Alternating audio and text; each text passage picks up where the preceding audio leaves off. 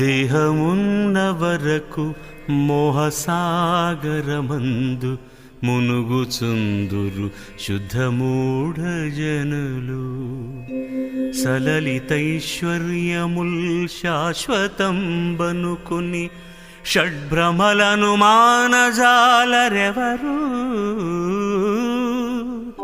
సర్వకాలము మాయ సంసారబద్ధులై గురుని కారుణ్యంబు కోరుకొనరు.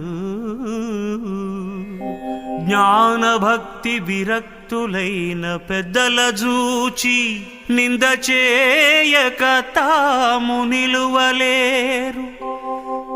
మత్తులైనట్టి దుర్జాతి మనుజులెల్ల నిన్ను కనలేరు మొదటికే నీరజాక్ష.